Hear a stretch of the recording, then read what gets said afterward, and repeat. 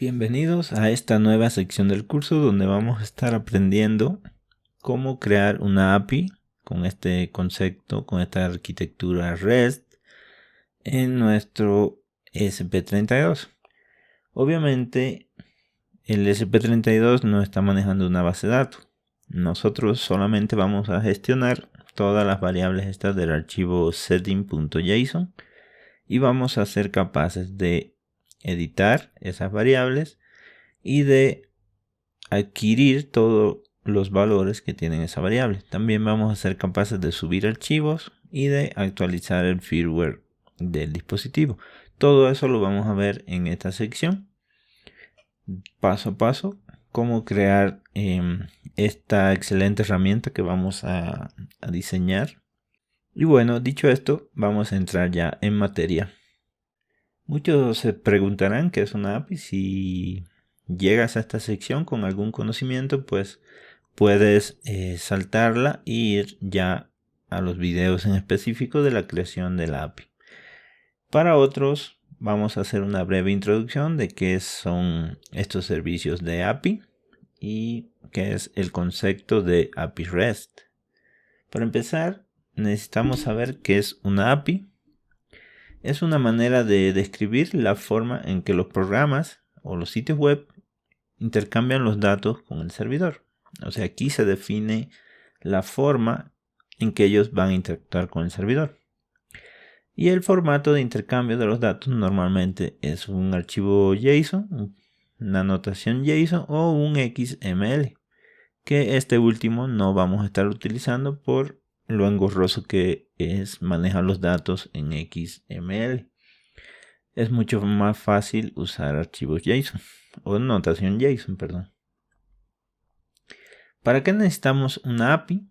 Bueno, para ofrecer datos a aplicaciones que se ejecutan en un móvil, por ejemplo, ofrecer datos a otros desarrolladores con un formato más o menos estándar para adquirir y actualizar estos datos.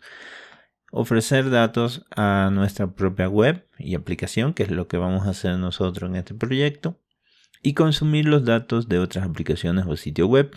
Esto también lo vamos a ver en la parte de aplicaciones. Vamos a crear una estación meteorológica con datos que están en un servicio en internet y vamos a consumir una API. Eso se lo estoy adelantando, pero lo vamos a ver en este curso. Algunos de los proveedores de API más importantes que hay es Google, que podemos consumir mapas de Google, podemos hacer inicio de sesión usando los datos que hay en Google. Con Twitter también podemos iniciar sesión, ver los estados. Facebook, lo propio. YouTube, podemos incluso subir videos, podemos hacer muchas cosas con la API de YouTube, Amazon y muchos más proveedores de API que hay en el internet. ¿Qué significa API REST? REST viene de Representational State Transfer. Es un tipo de arquitectura de desarrollo web que se apoya totalmente en el estándar HTTP. Y REST se compone de una lista de reglas que se deben cumplir en el diseño de la arquitectura de una API.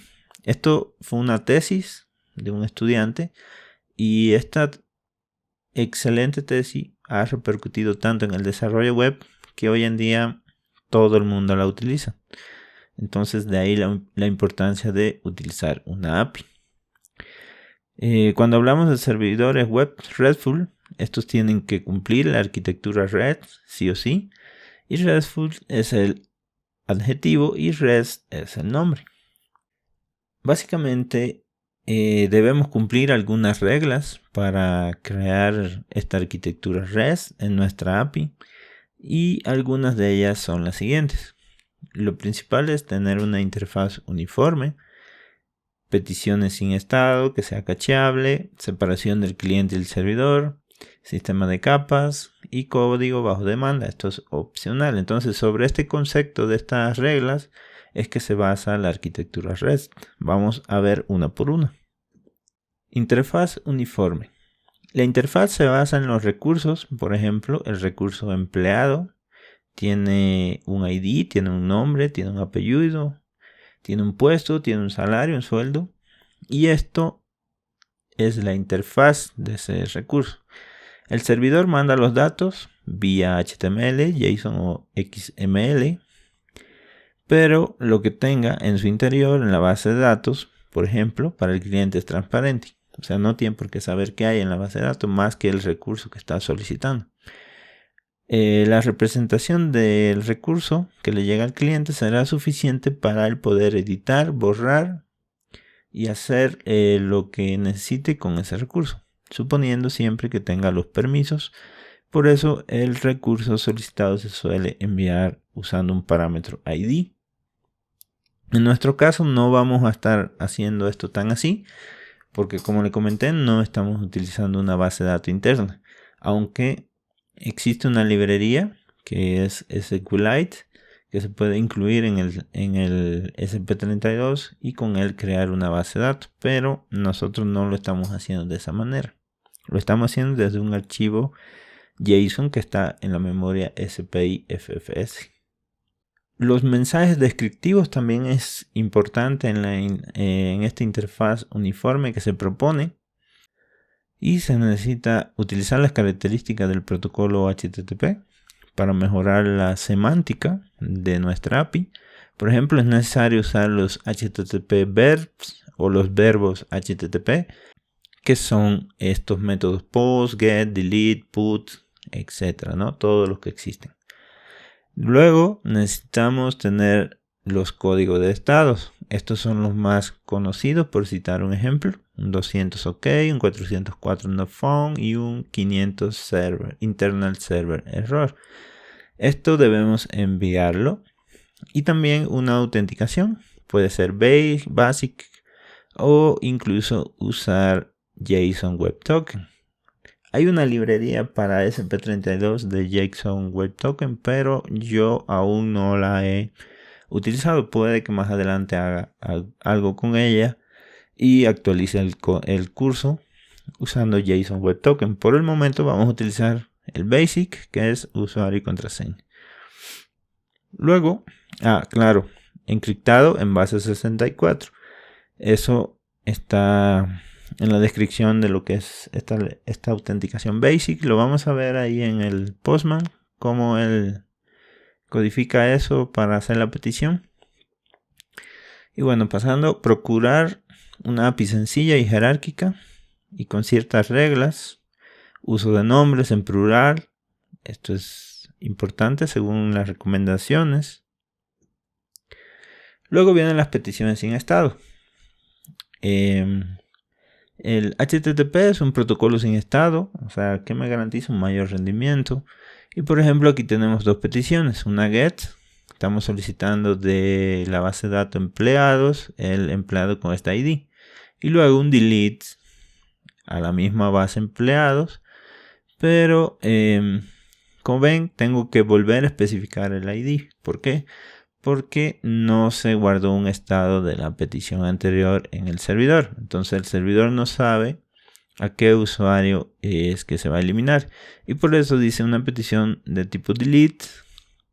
Debe dar un error, falta el ID y el servidor no lo reconoce. O sea, no le estoy especificando el ID aquí, a este nivel. Entonces eso es importante tener en cuenta. Que estas peticiones en la arquitectura REST no tienen estado. Cacheable. En la web los clientes pueden cachear las respuestas del servidor. Las respuestas se deben marcar de forma implícita o explícita, como cacheables o no. Vamos a ver cómo agregarle algunas cabeceras a las respuestas, a los requests, de enviarle si es con caché o no. Eso lo vamos a ver. En futuras peticiones el cliente sabrá si puede reutilizar o no los datos que ya ha obtenido. Así ahorramos en peticiones y en el rendimiento, principalmente en la latencia. Esta es otra de las características que me resultan bastante útiles, que el servidor y el cliente tienen un grado de separación. O sea, no necesariamente el servidor tiene que estar donde está alojado el cliente, o al revés, el cliente tiene que estar alojado donde el servidor. En nuestro caso sí va a ser igual y vamos a tener que hacer algunos truquitos para manejar principalmente lo que es el error 404, ya que el cliente y el servidor van a estar en el mismo dispositivo. Pero también les voy a enseñar cómo manejar este error 404 de una forma muy sencilla si es que quieren hacer una aplicación por un móvil, por ejemplo, y no quieren meterle ningún servidor web al ESP32. Hasta el final de esta sección, pues esta sería el código que deben usar.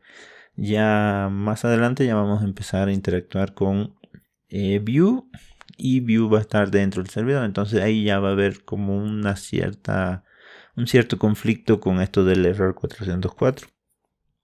Pero bueno, detallando la separación del cliente y servidor. El cliente y el servidor están separados. Su unión es mediante la interfaz uniforme, o sea, la API que estamos desarrollando. Los desarrollos en el frontend y el backend se hacen por separado, teniendo en cuenta la documentación del API. En este caso nosotros vamos a desarrollar ambas cosas. Vamos a desarrollar el backend ahora y el frontend más adelante cuando estemos viendo el Vue. Entonces podemos decir que somos desarrolladores full stack. Nada, mentira. Mientras la interfaz no cambie, podemos cambiar el cliente o el servidor sin ningún tipo de problema. ¿Por qué? Porque la interfaz es una interfaz uniforme que estamos desarrollando. Entonces, eso se tiene que tener en cuenta. Sistema de capas. El cliente puede estar conectado mediante la interfaz al servidor o a un intermediario. Para él es irrelevante y desconocido.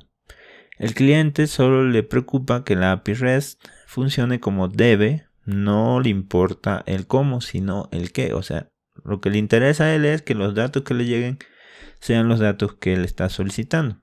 El cómo lo envía para él no es importante. Por eso se basan en este tipo de capas. El uso de capas o servidores intermedios puede servir para aumentar la estabilidad, hacer sistema de balanceo de carga, hacer tipo de caché o para implementar políticas de seguridad. Puede haber un servidor que sea netamente para seguridad y que se le soliciten los datos de sesión a ese servidor, y si le devuelven cosas, datos reales, pues se le puede devolver los datos que está solicitando el cliente. O sea, esto es muy versátil, este tema de las capas. Y luego ya para finalizar viene lo que es el código bajo demanda, que esto puede ser opcional. Los servidores pueden ser capaces de aumentar o definir cierta funcionalidad en el cliente transfiriéndole cierta lógica que puede ejecutar, por ejemplo, componentes compilados como apples de Java o JavaScript en el cliente. O sea, yo le puedo mandar un código en JavaScript y el propio cliente será capaz de interpretar ese código y de realizar una función X. En nuestro caso no vamos a hacer esto, por eso dice opcional. Nosotros no lo vamos a tener en cuenta. Vamos a dejarlo hasta este video y ya en el próximo vamos a ver algunos consejos para elaborar una API REST de manera correcta.